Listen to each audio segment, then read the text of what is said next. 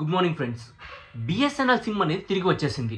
ఇన్ని రోజులు దాక్కున్న BSNL SIM ఎందుకు ఈ రోజు మన ముందుకు వచ్చింది? పూర్తి వివరాలు అయితే ఈ వీడియోలో నేను చెప్పబోతున్నా.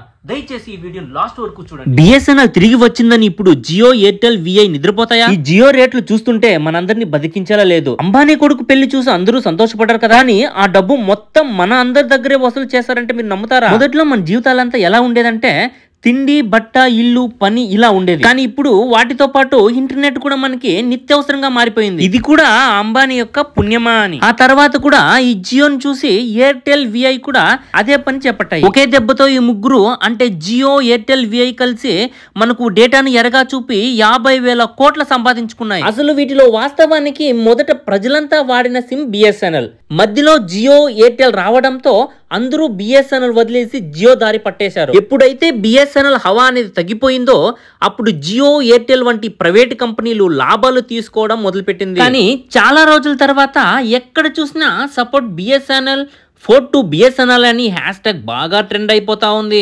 ఒకప్పుడు రారాజులో ఉండే ఈ బిఎస్ఎన్ఎల్ ఎందుకు మరుగైపోయింది? సో అంతకన్నా ముందు ఈ బిఎస్ఎన్ఎల్ ఎలా మొదలైంది అనేది చెప్తా. బిఎస్ఎన్ఎల్ అంటే అర్థం భారత్ సంచార్ నిగమ్ లిమిటెడ్ అని. దీనిని అక్టోబర్ 2000 సంవత్సరంలో మొదలు పెట్టారు. ప్రపంచమంతా దీని సేవలు అందించి సాధారణ ప్రజలకు కూడా వినియోగించి లాభం పొందేలా చేశారు. అంటే అప్పుడు దీని యొక్క ప్లాన్ అనేది కూడా అతి తక్కువ ధరలకే ఉండేది. తర్వాత దీనితో పాటు ప్రైవేట్ కంపెనీ సిమ్లు సిటీలో ఎక్కువ ఉద్యోగస్తులు, వ్యాపారస్తులు, ఎక్కువ జనం ఉండటం వల్ల అక్కడ లాభాలు పొందవచ్చు అనేది ప్రైవేట్ కంపెనీల యొక్క తీరు. ఎందుకంటే సిటీలో ఎక్కువగా నెట్వర్క్ అవసరం కాబట్టి. సిటీలో పోలిస్తే గ్రామాలలో ఎక్కువగా ఫోన్లు వాడరు కాబట్టి ఈ ప్రైవేట్ కంపెనీలు అంటే ఈ జియో, ఎయిర్టెల్, విఐ, టాటా డొకోమో ఇలాంటి ఎన్నో కూడా సిటీల్లోనే ఫోకస్ అనేవి చేసేవి. కానీ ఈ బిఎస్ఎన్ఎల్ విషయానికి వస్తే ఇది ఒక గవర్నమెంట్ కంపెనీ.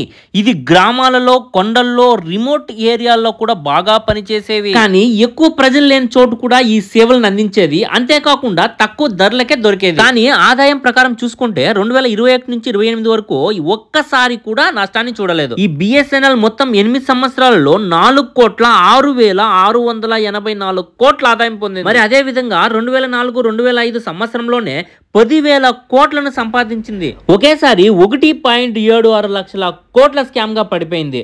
ఈ మోసం తర్వాత బిఎస్ఎన్ఎల్ సేవలు అనేవి తగ్గుతూ వచ్చేసాయి. ఇంత లాభాలు పొందుతున్న బిఎస్ఎన్ఎల్ కంపెనీ ఎందుకు హఠాత్తుగా పడిపోయింది? ఎందుకంటే అప్పుడున్న టెలికాం మినిస్టరు సేవలన్నింటినీ తన సొంతానికే వినియోగించున్నాడు కాబట్టి. ఇలా తగ్గుతూ వచ్చేసరికి మరోవైపు ఎయిర్టెల్, విఐ వాటి బిజినెస్ లను పెంచుకుంటూ పోయాయి. వాటిని ఆపే వాళ్ళు ఎవరు లేదు కాబట్టి దీనితో బిఎస్ఎన్ఎల్ కాళ్ళు చేతులు గట్టిగా కట్టేసినట్లు అయిపోయింది. అదే విధంగా బిఎస్ఎన్ఎల్ లో పనిచేసే ఎంప్లాయీస్ గర్వం నేను ఒక ప్రభుత్వ ఉద్యోగిని అని రెచ్చిపోయేవాళ్ళు. ఉదాహరణకి ఎయిర్టెల్ కనెక్షన్ పెట్టుకోవాలంటే నెక్స్ట్ డే వచ్చి కనెక్షన్ అనేది పెట్టేసేవాళ్ళు. కానీ ఈ బిఎస్ఎన్ఎల్ కనెక్షన్ అలా కాదు. కానీ ఈ కనెక్షన్ తీసుకోవాలంటే ముందుగా బిఎస్ఎన్ఎల్ ఆఫీస్ కి వెళ్లి కనెక్షన్ కావాలని చెప్పి ఫామ్ ఒకటి ఫిల్ చేసి అప్లై చేయాలి. ఈ పని 7 రోజులు పడుతుంది.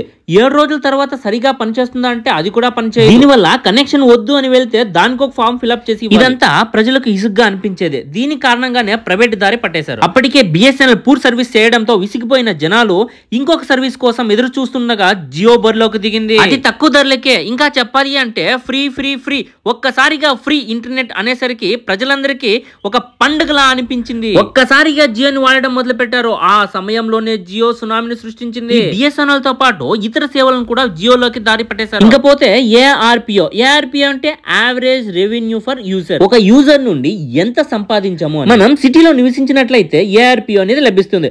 ఎందుకంటే తరచుగా ఇక్కడ ఇంటర్నెట్ ని ఉపయోగిస్తాం కాబట్టి ఎక్కువగా లాభాలు అనేది వస్తాయి. మరి ఈ బిఎస్ఎన్ఎల్ ఎక్కడ పనిచేస్తుందంటే మారుమూల గ్రామాలలో, కొండల్లో, రిమోట్ ఏరియాలో. మరి సంపాదన ఎక్కడి నుంచి వస్తుంది? అందుకే దీని యొక్క ఏఆర్పి అనేది చాలా తక్కువ, కానీ ఖర్చు ఎక్కువ కాబట్టి నష్టం కలిగింది. అదే ఈ బిఎస్ఎన్ఎల్ లో 170,000 మంది ఉద్యోగులు ఉండేవారు. వీరికి మంచి శాలరీస్ కూడా ఉండేవి. అదే విధంగా ఇప్పుడు మనందరికి బిఎస్ఎన్ఎల్ అనేది చాలా ముఖ్యం. ఎందుకంటే ఈ మార్కెట్ ని ఏలుతున్న జియో, ఎయిర్టెల్, విఐ కాంపిటీషన్ లేకుండా వ్యవహరిస్తున్నాయి. ఈ ప్రైవేటు కంపెనీలకు కొంచెం కూడా భయం లేకుండా పోయింది. ఎందుకంటే వాటి ధరలు ఇష్టానుసారంగా పెంచుకుంటూ పోతా ఉంది. వీళ్ళు ఎందుకు భయపడటం లేదు అంటే మార్కెట్ మొత్తంలో జియో 40%, ఎయిర్టెల్ 30%, వియో 10 నుంచి 15% షేర్లను కలిగి ఉన్నాయి. అందుకు వీటికి పోటీ లేకుండా పోతా ఉంది. అదే సమయానికి వీటికి పోటీగా బిఎస్ఎన్ఎల్ 4G, 5G సేవలను తక్కువ ధరలకే ఇస్తామని బరిలోకి దిగింది. ఇలా చేయడం వల్ల ప్రైవేట్ కంపెనీలకు కాళ్ళు చేతులు పడిపోతాయి. అదే విధంగా ఇప్పుడు నడుస్తున్న ప్రభుత్వం అంటే మన మోడీ గారి ప్రభుత్వం దాదాపు 5 సంవత్సరాల నుండి 6 సంవత్సరాల మధ్య కాలంలో 3 లక్షల కోట్ల రూపాయలు బిఎస్ఎన్ఎల్ రివైవల్ కోసం ఖర్చు పెట్టింది. ఇంత ఎందుకు ఖర్చు పెట్టిందంటే బిఎస్ఎన్ఎల్ ని ముంచేసింది ఎవరైనా కావచ్చు, కానీ దీనిని కాపాడి సేవలను అందించాలనే ముందుకు వచ్చారు. ఈ ప్రైవేట్ కంపెనీలు పైజీలతో ముందుకు సాగుతున్న రతన్ టాటా బిఎస్ఎన్ఎల్ 5G సేవలను అందిస్తానంటూ ముందుకు వచ్చారు. ఈ సేవలను అందించడానికి దాదాపు 15,000 కోట్ల రూపాయలు కాంట్రాక్ట్ ను TCS కు అప్పచెప్పింది. అయితే ఈ విషయంలో టాటాని నమ్మని వారు ఎవరు లేదు కదా, ఎందుకంటే టాటా అంటే ఒక నమ్మకం. అయితే ఇప్పటికే జనము అధిక రేట్లతో విసిగిపోతున్నారు. ఇప్పుడు కనుక బిఎస్ఎన్ఎల్ సేవలు వస్తే అందరూ దీనినే వాడుతారు, ఎందుకంటే తక్కువ ధరలకే దొరుకుతుంది కాబట్టి. ధర అంటే ఎంత? 1,515 రూపాయలు మాత్రమే. దీంతో పాటు సంవత్సరం అంతా ఫ్రీగా డేటా అనేది పొందవచ్చు. ఇది ఇప్పటి వరకు ఎవరు ఇవ్వని ఒక గొప్ప ప్లాన్ అని చెప్పుకోవచ్చు. అదే విధంగా ఈ వీడియోని లైక్ చేసి మీ ఫ్రెండ్స్ అందరికీ షేర్ చేస్తారని కోరుకుంటున్నా.